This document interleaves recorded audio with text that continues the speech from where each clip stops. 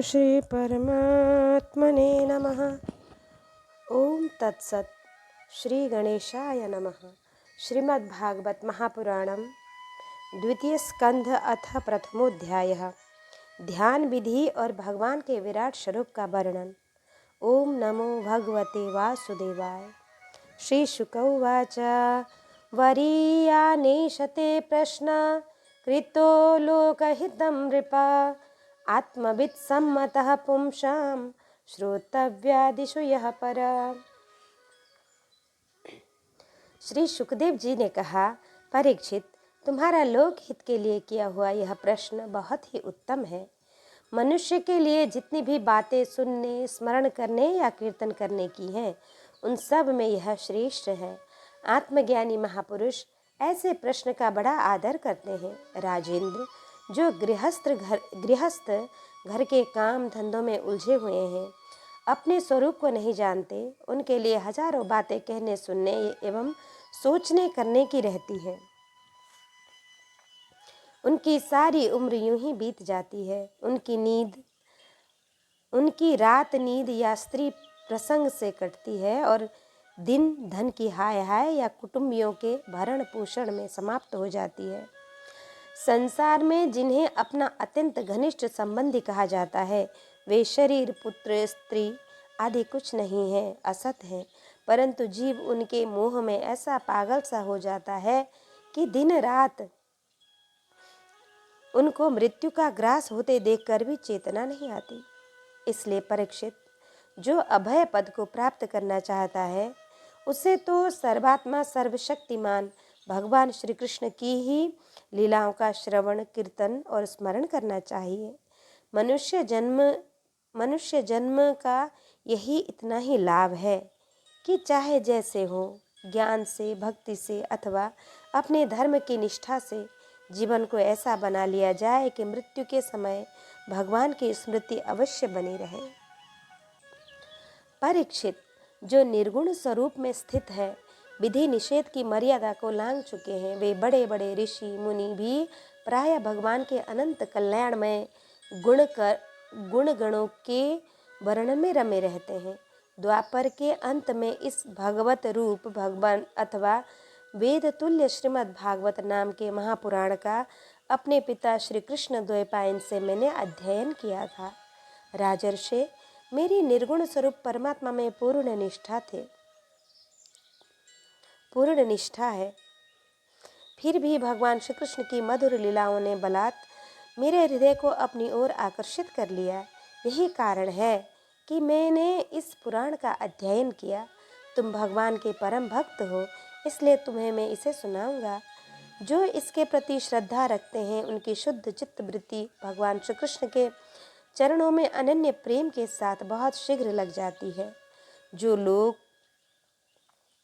लोक या परलोक की किसी भी वस्तु की इच्छा रखते हैं या इसके विपरीत संसार में दुख का अनुभव करके जो उससे विरक्त हो गए हैं और निर्भय मोक्ष पद को प्राप्त करना चाहते हैं, उन साधकों के लिए तथा योग संपन्न सिद्ध ज्ञानियों के लिए भी समस्त शास्त्रों का यही निर्णय है कि वे भगवान के नामों का प्रेम से संकीर्तन करें। अपने कल्याण साधन की ओर से असावधान रहने वाले पुरुष की वर्षों लंबी आयु भी अनजाने में ही व्यर्थ बीत जाती है। उससे क्या लाभ? सावधानी से ज्ञान पूर्वक बिताई हुई घड़ी 2 घड़ी श्रेष्ठ है, क्योंकि उसके द्वारा अपने कल्याण की चेष्टा तो की जा सकती है। राजर्षि खट्वांग अपनी आयु की समाप्ति का समय जानकर 2 घड़ी में ही सब कुछ त्याग कर भगवान के अभय पद को प्राप्त हो गए। परीक्षित, अभी तो तुम्हारे जीवन की अवधि 7 दिन की है।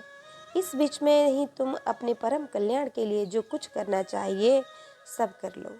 मृत्यु का समय आने पर मनुष्य घबराए नहीं। उसे चाहिए कि वह वैराग्य के शस्त्र से शरीर और उससे संबंध रखने वालों के प्रति ममता को काट डाले। धैर्य के साथ घर से निकलकर पवित्र तीर्थ में जल में स्नान करे और पवित्र तथा एकांत स्थान में विधि पूर्वक आसन लगाकर बैठ जाए। तत्पश्चात परम पवित्र ओम इन 3 मात्राओं से युक्त प्रणव का मन ही मन जाप करे। प्राणवायु को वश में करके मन का दमन करे और एक क्षण के लिए भी प्रणव को न भूले। बुद्धि की सहायता से मन के द्वारा इंद्रियों को उनके विषयों से हटा ले और कर्म की वासनाओं से चंचल हुए मन को विचार के द्वारा रोक कर भगवान के मंगलमय रूप में लगाए। स्थिर चित्त से भगवान के श्री विग्रहों में से किसी एक अंग का ध्यान करे। इस प्रकार एक एक अंग का ध्यान करते करते विषय वासना से रहित मन को पूर्ण रूप से भगवान में ऐसा तल्लीन कर दे कि फिर और किसी विषय का चिंतन न हो। वही भगवान विष्णु का परम पद है, जिसे प्राप्त करके मन भगवत प्रेम रूप आनंद से भर जाता है। यदि भगवान का ध्यान करते समय मन रजोगुण से विक्षिप्त या तमोगुण से मूढ़ हो जाए तो घबराए नहीं। धैर्य के साथ योग धारणा के द्वारा उसे वश में करना चाहिए, क्योंकि धारणा उन दोनों गुणों के दोष को मिटा देती है। धारणा स्थिर हो जाने पर ध्यान में जब योगी अपने परम मंगलमय आश्रय भगवान को देखता है, तब उसे तुरंत ही भक्ति योग की प्राप्ति हो जाती है। परीक्षित ने पूछा, ब्राह्मण, धारणा किस साधना से किस वस्तु में किस प्रकार की जाती है और उसका क्या स्वरूप माना गया है, जो शीघ्र ही मनुष्य के मन का मैल मिटा देती है? श्री सुखदेव जी ने कहा, परीक्षित, आसन, श्वास, आसक्ति और इंद्रियों पर विजय प्राप्त करके फिर बुद्धि के द्वारा मन को भगवान के स्थूल रूप में लगाना चाहिए। यह कार्य रूप संपूर्ण विश्व जो कुछ कभी था, है या होगा, सब का सब जिसमें दिख पड़ता है, वही भगवान का स्थूल से स्थूल और विराट शरीर है। जल, अग्नि, वायु, आकाश, अहंकार, महत्तत्व और प्रकृति, इन 7 आवरणों से घिरे हुए इस ब्रह्मांड शरीर में जो विराट पुरुष भगवान हैं, वे ही धारणा के आश्रय हैं। उन्हीं की धारणा की जाती है। तत्वज्ञ पुरुष उनका इस प्रकार वर्णन करते हैं। पाताल विराट पुरुष के तलवे हैं, उनकी एड़ियाँ और पंजे रसातल हैं, दोनों गुल्फ एड़ी के ऊपर की गांठें महातल हैं, उनके पैर के पिंडे तलातल हैं। विश्व मूर्ति भगवान के दोनों घुटने सूतल हैं, जांघें बीतल और अतल हैं, पेंडू भूतल है और परीक्षित, उनके नाभि रूप सरोवर ही आकाश कहते हैं। आदि पुरुष परमात्मा की छाती को स्वर्गलोक, गले को महरलोक, मुख को जनलोक और ललाट को तपलोक कहते हैं। उन सहस्त्र सिर वाले भगवान का मस्तक समूह ही सत्यलोक है। इंद्रादि देवता उनकी भुजाएं हैं, दिशाएं कान और शब्द श्रवणेन्द्रिय हैं। दोनों अश्विनी कुमार उनकी नासिका के छिद्र हैं। गंध घ्राणेन्द्रिय और धधकती हुई आग उनका मुख है। भगवान विष्णु के नेत्र अंतरिक्ष हैं, उनमें देखने की शक्ति सूर्य है। दोनों पलके रात और दिन हैं। उनका भ्रू विलास ब्रह्मलोक है, तालु जल है और जिह्वा रस। वेदों को भगवान का ब्रह्मरंध्र कहते हैं और यम के दाढ़ हैं। इस प्रकार के स्नेह दांत और उनकी जन्म मोहिनी माया को ही उनकी मुस्कान कहते हैं। यह अनंत सृष्टि उसी माया का कटाक्ष विक्षेप है। लज्जा ऊपर का होठ और लोभ नीचे का होठ है। धर्म स्तन और अधर्म पीठ है। प्रजापति उनके मूत्रेंद्रिय हैं। मित्र वरुण अंडकोश हैं। समुद्र कोख है और बड़े बड़े पर्वत उनकी हड्डियां हैं। राजन, विश्वमूर्ति विराट पुरुष की नाड़ियाँ नदियाँ हैं, वृक्ष रोम हैं, परम प्रबल वायु श्वास है, काल उनकी चाल है और गुणों का चक्कर चलाते रहना ही उनका कर्म है। परीक्षित, बादलों को उनके केश मानते हैं। संध्या उन अनंत का वस्त्र है। महात्मा ने अव्यक्त मूल प्रकृति को ही उनका हृदय बतलाया है और इस विकारों का खजाना उनका मन चंद्रमा कहा गया है। महतत्व को सर्वात्मा भगवान का चित्त कहते हैं और रुद्र उनके अहंकार कहे गए हैं। घोड़े, खच्चर, ऊंट और हाथी उनके नख हैं। वन में रहने वाले सारे मृग और पशु उनके कटी प्रदेश में स्थित हैं। तरह तरह के पक्षी उनके अद्भुत रचना कौशल हैं। स्वयंभू मनु उनकी बुद्धि है और मनु की संतान मनुष्य उनके निवास स्थान है।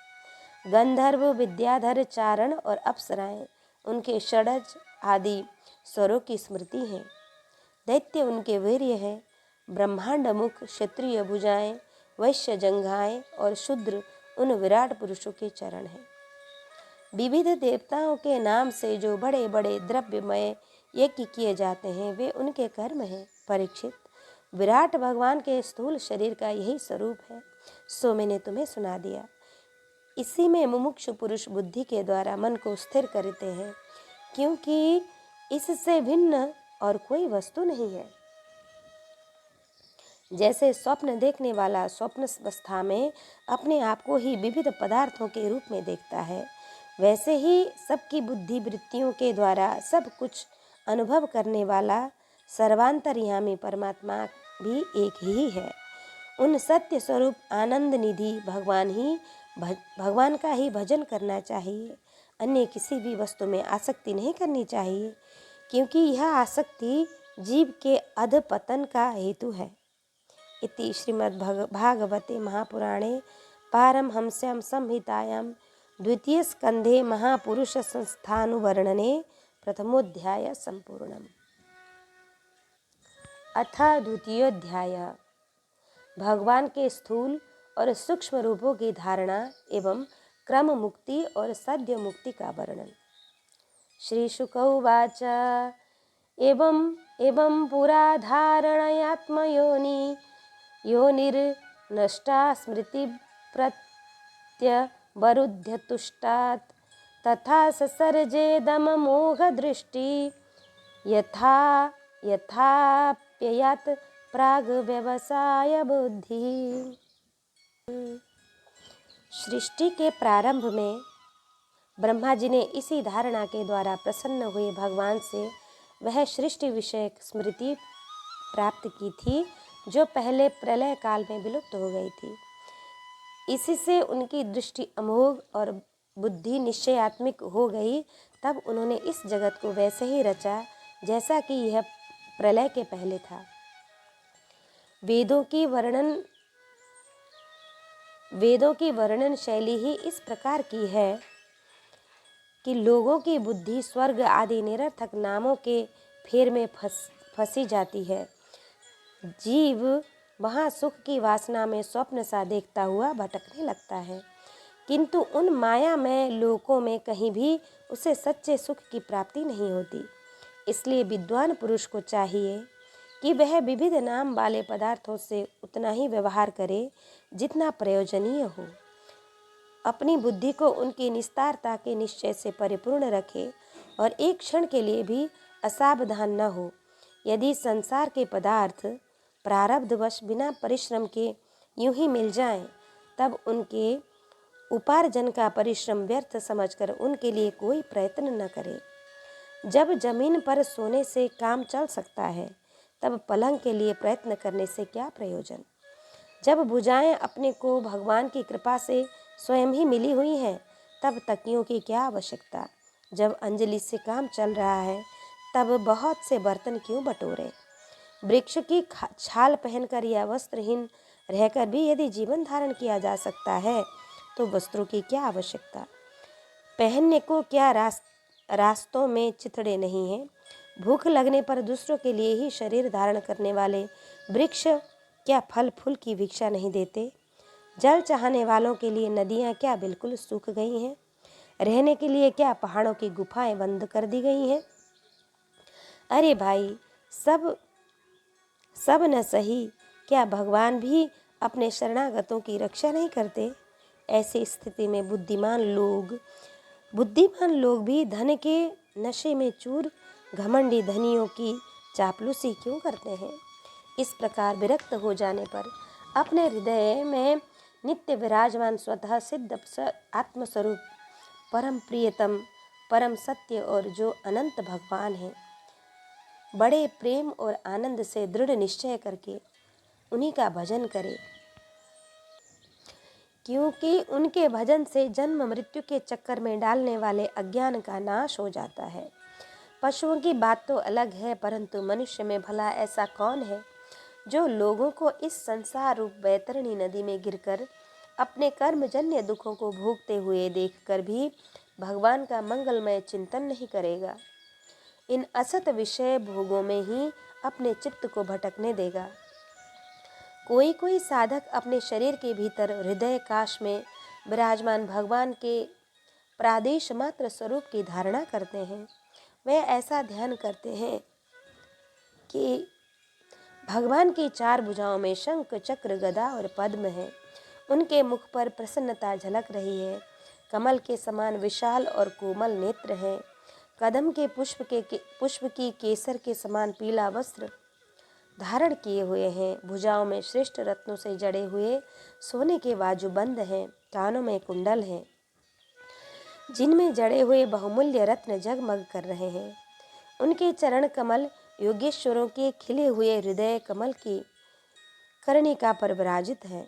उनके हृदय पर श्रीवत्स का चिन्ह है।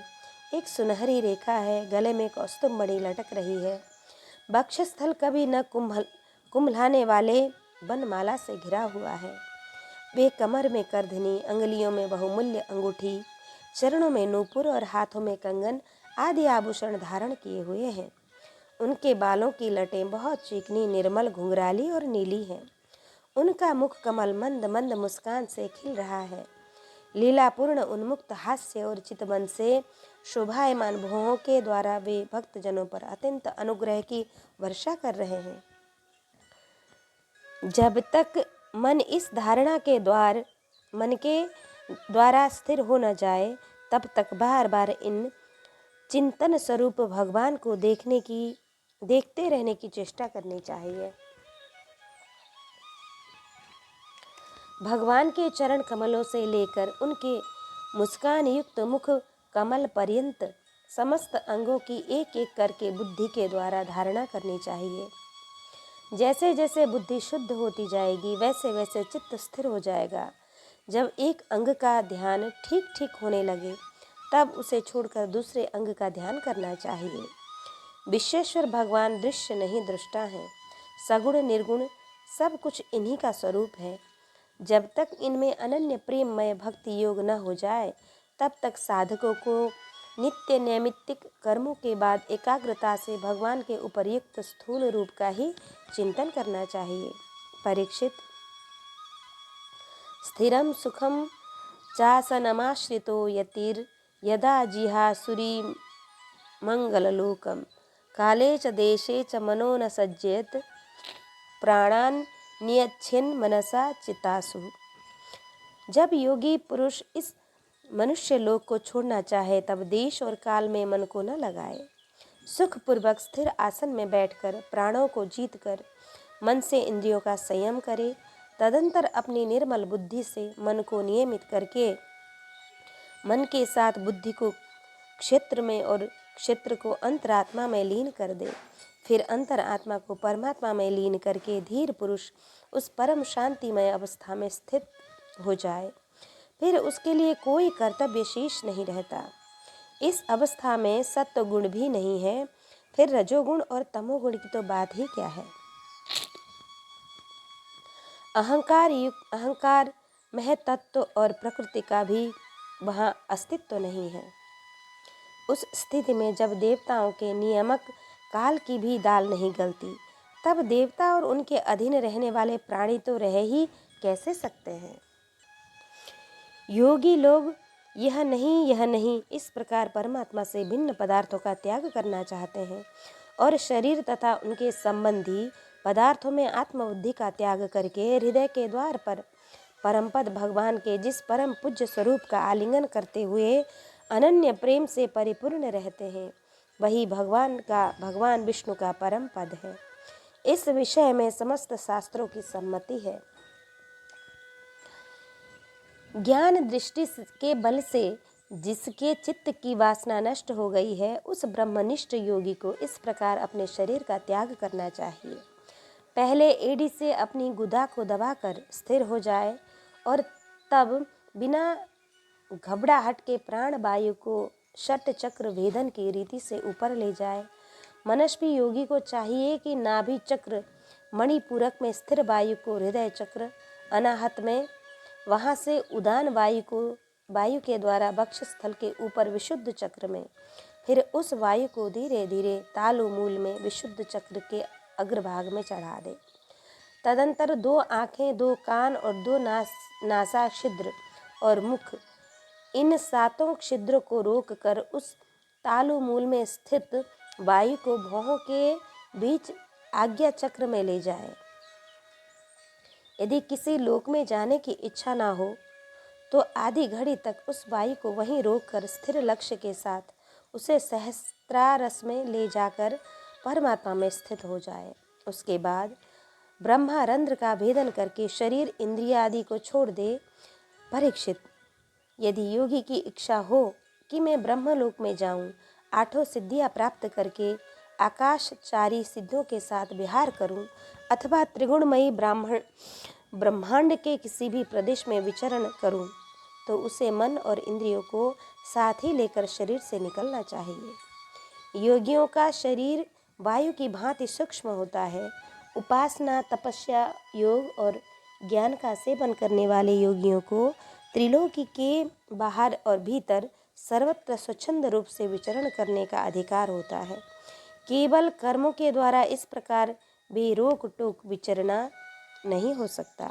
परीक्षित, योगी ज्योतिर्मय मार्ग सुषुप्ना के द्वारा जब ब्रह्मलोक के लिए प्रस्थान करता है, तब पहले वह आकाश मार्ग से अग्निलोक में जाता है। वहाँ उसके बचे कुचे मल भी जल जाते हैं। इसके बाद वह वहाँ से ऊपर भगवान श्रीहरि के शिशुमार नामक ज्योतिर्मय चक्र पर पहुँचता है। भगवान विष्णु का यह शिशुमार चक्र विश्व ब्रह्मांड के भ्रमण का केंद्र है।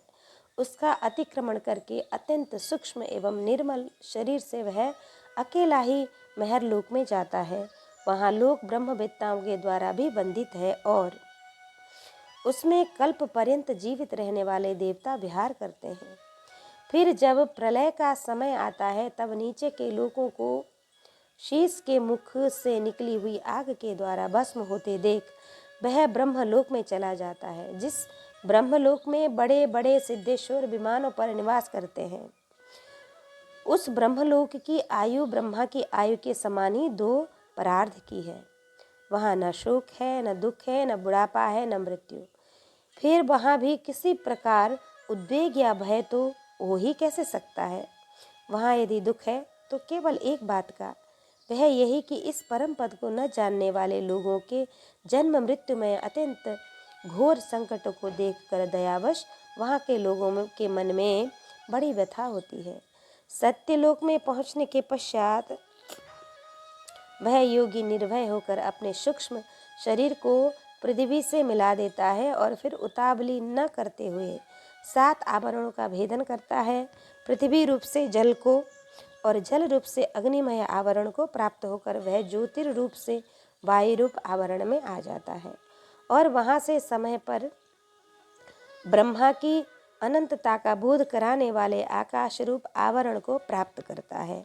इस प्रकार स्थूल आवरण को पार करते समय उसकी इंद्रियां भी अपने सूक्ष्म अधिष्ठान में लीन हो जाती हैं। घ्राणेन्द्रिय गंध तन्मात्रा में रस तन्मात्रा में नेत्र, रूप तन्मात्रा में त्वचा, स्पर्श तन्मात्रा में श्रोत्र, शब्द तन्मात्रा में और कर्मेंद्रियां अपनी अपनी क्रिया शक्ति में मिलकर अपने अपने सूक्ष्म रूप को प्राप्त हो जाती हैं। इस प्रकार योगी पंचभूतों के स्थूल सूक्ष्म आवरणों को पार करके अहंकार में प्रवेश करता है। वहाँ सूक्ष्म भूतों के तामस अहंकार में इंद्रियों को, राजस अहंकार में तथा मन और इंद्रियों को अधिष्ठाता देवताओं को सात्विक अहंकार में लीन कर देता है। इसके बाद अहंकार के सहित लय रूप गति के द्वारा महत्वता में प्रवेश करके अंत में समस्त गुणों के लय स्थान प्रकृति रूप आवरण में जा मिलता है। परीक्षित, महाप्रलय के समय प्रकृति रूप आवरण भी लय हो जाने पर वह योगी स्वयं आनंद स्वरूप होकर अपने उस निरावरण रूप से आनंद स्वरूप शांत परमात्मा को ही प्राप्त हो जाता है। जिससे इस भगवानमयी गति की प्राप्ति हो जाती है, उसे फिर इस संसार में नहीं आना पड़ता। परीक्षित, तुमने जो कुछ पूछा उसके उत्तर में मैंने विधोक्त द्विविध सनातन मार्ग, सद्यो मुक्ति और क्रम मुक्ति का तुमसे वर्णन किया। पहले ब्रह्मा जी ने भगवान वासुदेव की आराधना करके उनसे जब प्रश्न किया था, तब उन्होंने उत्तर में इन्हीं दोनों मार्गों की बात बताई थी, ब्रह्मा जी से कही थी। संसार में पड़े हुए मनुष्य के लिए जिस साधना के द्वारा उसे भगवान श्री कृष्ण की अनन्य प्रेममयी भक्ति प्राप्त हो जाए, उसके अतिरिक्त और कोई भी कल्याणकारी मार्ग नहीं है।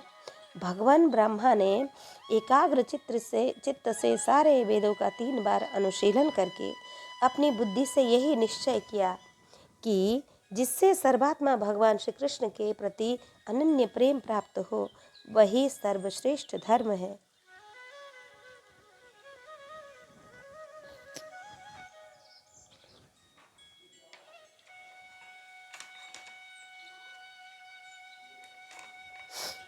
समस्त चर अचर प्राणियों में उनके आत्म रूप से भगवान श्री कृष्ण ही लक्षित हैं, क्योंकि ये बुद्धि आदि दृश्य पदार्थ उनका अनुमान कराने वाले लक्षण हैं।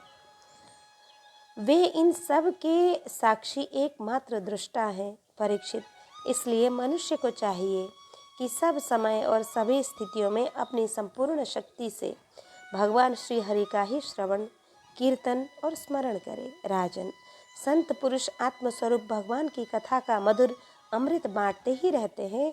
जो अपने कान के दोनों में भर भर कर उनका पान करते हैं, उनके हृदय से विषयों का विषैला प्रभाव जाता रहता है, वह शुद्ध हो जाता है और वे भगवान श्री कृष्ण के चरण कमलों की सन्निधि प्राप्त कर लेते हैं। इति श्रीमद्भागवते महापुराणे पारमहंस्यां संहितायां द्वितीय स्कंधे पुरुष संस्थार वर्णनम नाम द्वितीयोऽध्याय। कृष्णाय वासुदेवाय हरये परमात्मने प्रणतक्लेशनाशाय